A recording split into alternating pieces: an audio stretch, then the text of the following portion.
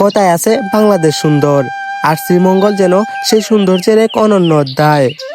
আজ আমরা ঘুরে দেখব প্রকৃতির সবুজে মুড়ানো শ্রীমঙ্গল, যেখানে চা বাগান, শান্ত পরিবেশ আর মায়াবী সৌন্দর্য মিলে তৈরি হয়েছে এক অসাধারণ ভ্রমণ অভিজ্ঞতা। প্রতিটি পথ, প্রতিটি দৃশ্য যেন ভ্রমণ প্রেমীদের জন্য এক নতুন অনুভূতি গল্প বলে। আজ আমরা দেখব শ্রীমঙ্গলের সৌন্দর্য এবং তাদের সাংস্কৃতিক এবং সম্পূর্ণ ভিডিওতে ভ্রমণ গাইড দেওয়ার চেষ্টা করব। তাহলে চলুন ভিডিওটা শুরু করি। আমরা সিলেট ট্রেন স্টেশন থেকে শ্রীমঙ্গলের উদ্দেশ্যে রওনা দেই। আপনারা বাংলাদেশের যে কোনো জায়গা থেকে ডিরেক্ট শ্রীমঙ্গল স্টেশন আসতে পারেন। এখন আমাদের ট্রেনটা সিলেট থেকে শ্রীমঙ্গলের উদ্দেশ্যে রওনা দিল। এই বাবু, তুমি এখানে বসছো, পড়বা না? এখান থেকে সরে আসো। তো এই টিকুটি এখানে বসে আছে, ওরে আমি বললাম এখান থেকে ঘুরে আসো, ও আসছে না। ওরে বললাম যে পড়ে যাওয়া, তারপর আসছে না। ট্রেনে যদি আপনারা যে কোনো জায়গা থেকে আসছে সরাসরি চলে আসবেন শ্রীমঙ্গলে, কারণ যে কোনো ট্রেন সিলেট যাওয়ার আগে শ্রীমঙ্গলে আটকায়, আপনারা শ্রীমঙ্গলে নামতে পারবেন। আমি জানি না আমার কথা শোনা যাচ্ছে কিনা, অতিরিক্ত বেশি আওয়াজ লাগা আসছে, আমার কথা কিভাবে যাবে না। সেই ট্রেনের ভিউটা আপনারা যদি শ্রীমঙ্গল যান তাহলে অবশ্যই আপনার কারণ ট্রেনে গেলে আপনারা দেখতে পাবেন। আপনারা চাইলে এভাবে বেসিন আছে, আপনারা চাইলে হাত মুখ পরিষ্কার করতে পারেন এরকম রেলওয়ে থেকে। আপনারা থেকে দাঁড়িয়ে আপনারা পুরো ফিলটা নিতে পারেন। সো এখন আমরা এইমাত্র নদী পাড়ি দিলাম। এই নদীটার নাম আমি জানি না, বাট এই ব্রিজটা কিন্তু অনেক সুন্দর ছিল। শ্রীমঙ্গলের আসল সৌন্দর্য হচ্ছে আরেকটু সামনে, আমরা আরেকটু সামনের দিকে যাচ্ছি। আমাদের ট্রেনটা খোঁজ করে সামনের দিকে এগোচ্ছে। তো আমরা এখন আরেকটা স্টেশনে এসেছি, আর সামনের স্টেশনের নামটা হচ্ছে মাইজগাঁও। তো আমরা মাইজগাঁও এখন এসেছি। সো এখন আমরা মাইজগাঁওতে আসছি, এখানে কিছুক্ষণ ট্রেন থামবে এন্ড আবার আমাদের যাত্রাটা শুরু হবে। ও চাইছিল ট্রেনের ছাদে ওঠার জন্য, আমি ওরে বারণ করে দেই এবং আমি না করে দেই। তুমি পড়ে যাবা। না আমি এটা করতে পারবো না, তুমি থাকো।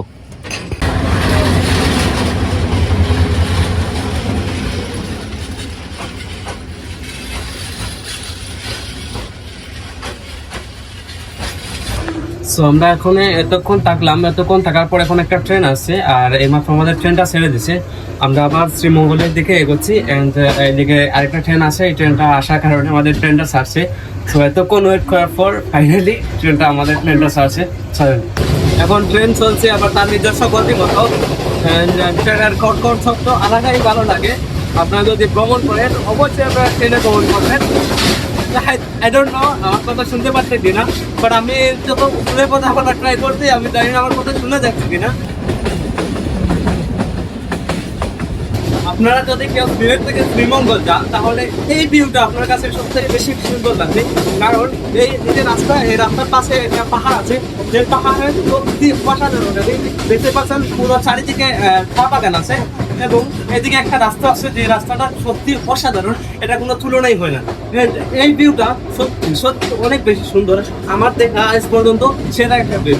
কারণ এদিকে আছে একটা সুন্দর রাস্তা, যে রাস্তাটার ভিউ সত্যি অসাধারণ।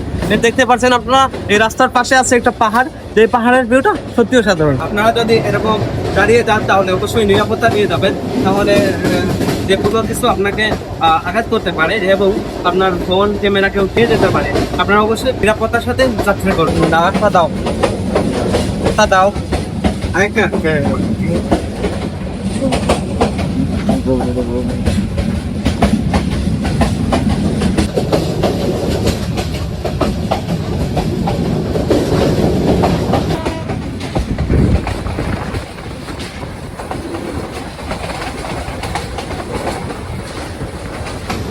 এখন আমরা এমন একটা জায়গা দিয়ে যাচ্ছি, গ্রামের পরিবেশ, এই ভিউটা সত্যি অনেক সুন্দর। যারা গ্রাম ভালোবাসেন তারা ট্রেনে ভ্রমণ করলে অবশ্যই গ্রামের সৌন্দর্যটা দেখতে পাবেন। আমরা বেশ কয়েকটা স্টেশন চলে আসার পর আমরা দেখতে পারি এই সৌন্দর্যের দেখা। এখন আমরা শ্রীমঙ্গলে অনেকটা কাছাকাছি চলে এসেছি, আর 2 থেকে 3 মিনিট পর আমরা শ্রীমঙ্গলে চলে যাবো। কিন্তু এই ভিউটা সত্যি অনেক বেশি সুন্দর, কারণ চারিদিকে পাহাড় আছে এন্ড বন জঙ্গল আছে, আর মধ্য দিয়ে ট্রেনের রাস্তা। সত্যি অসাধারণ থাকে শ্রীমঙ্গলকে।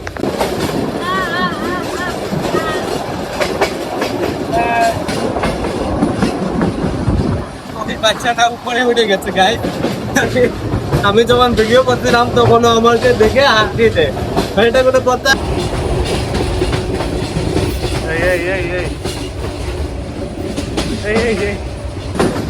Guys, এটা হচ্ছে আমার যেটা সব থেকে সুন্দর রাস্তা।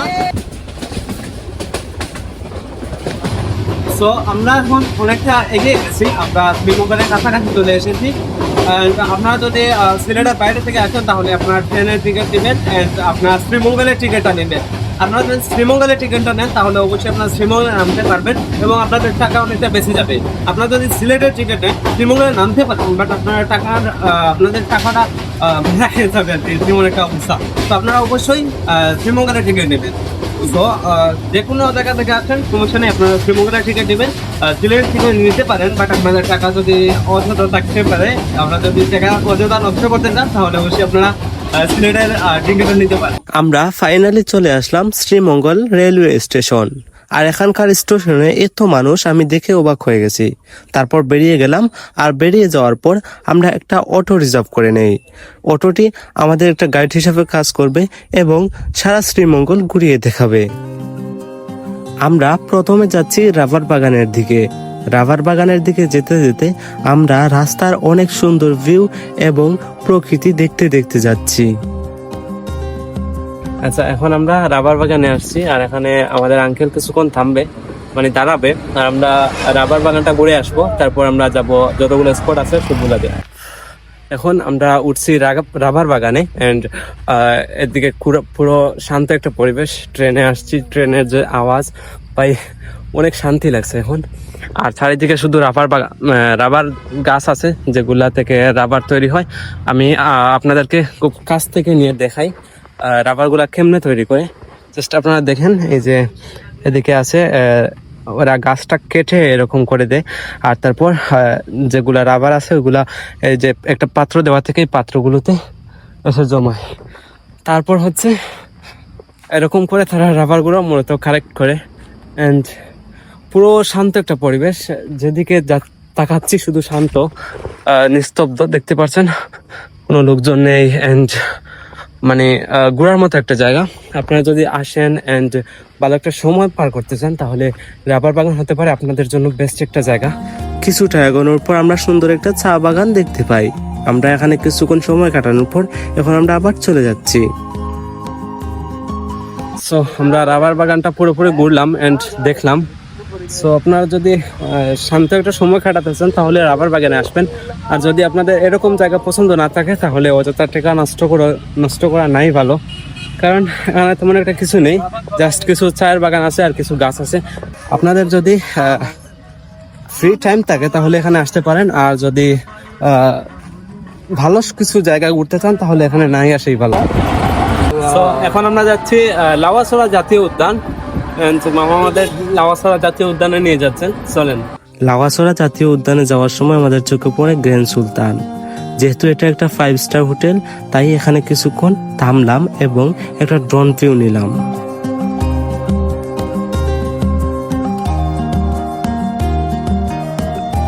এখন আমরা এই সুন্দর রাস্তাটা দিয়ে চলে যাচ্ছি লাওয়াছড়া জাতীয় উদ্যানে, যেটা শ্রীমঙ্গলের অন্যতম সুন্দর জায়গাগুলোর মধ্যে একটা। ফাইনালি আমরা চলে আসি লাওয়াছড়া জাতীয় উদ্যানে।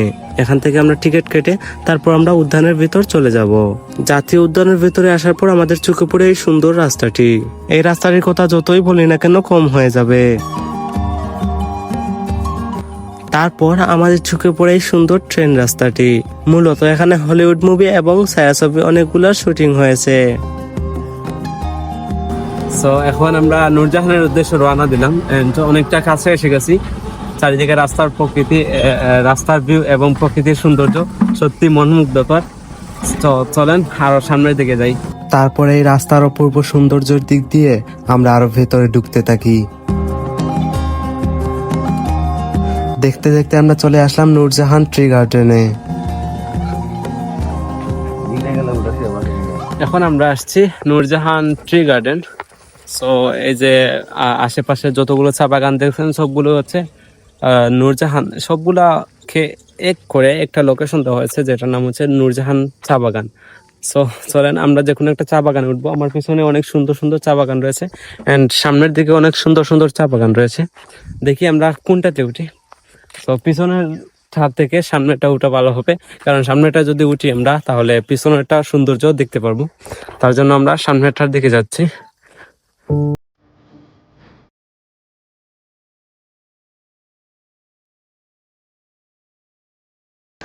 This is a tree garden. This is very beautiful. I don't speak English. I speak in Bangla because my mother language Bangla. So এই জায়গার ভিউটা হচ্ছে এইটা, জাস্ট সি। আপনারা দেখেন জাস্ট এই জায়গাটা কতটা বেশি সুন্দর।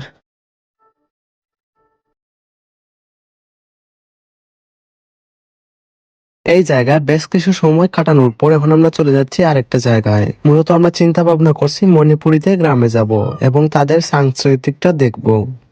যাওয়া পথে আমাদের চোখে পড়ে এখানে আনারসের ব্যবস্থা রয়েছে। শ্রীমঙ্গলের আনারস আমরা খাবো না, এটা কি হয়? আনারস কত করে? আনারস আছে 10, 20, 30, 40, 50। কোনটা 10? ওইটা 20।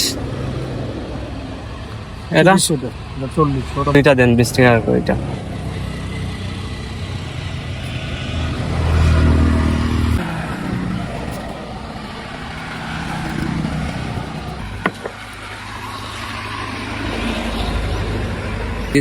শ্রীমঙ্গল আনারস।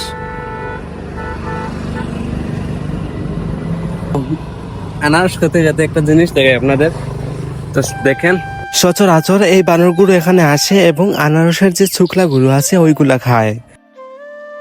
তারপর আমরা চলে যাচ্ছি কিছু খাবার দাবার খেতে। পাশেই রয়েছে ভালো একটা রেস্টুরেন্ট। এখানে আসলাম এবং আমরা দুপুরের খাবারটা সেরে নিলাম। এখন আমরা যাচ্ছি মণিপুরীদের পাড়ায় তাদের সাংস্কৃতিক দেখার জন্য। পাড়া যেতে আমাদের চোখে পড়ে তাদের এখানে বাজার রয়েছে, মূলত এখান থেকে তারা কেনাকাটা করে। তারপর এখানকার স্থানীয় একজন আপুর সাথে কথা বললাম আর তার বাসায় চলে গেলাম। তাদের কাজ অফ থাকার কারণে আমরা সেটা ভিডিও ধারণ করতে পারিনি। আমি এখন আছি মণিপুরি পাড়ায়। সো তাদের অনুমতি নিয়ে ভিডিও করতে গেলে তারা ভিডিও করতে বারণ করে, কারণ তাদের ফ্যামিলি আছে এবং তারা চায় না যে ক্যামেরার সামনে আসতে। সো অনেকগুলা জিনিস আমি দেখছি বাট আপনাদের দেখাতে পারবো না, আমি দুঃখিত। Thanks for watching the video and next ভিডিওতে দেখা হবে। আল্লাহ হাফিজ।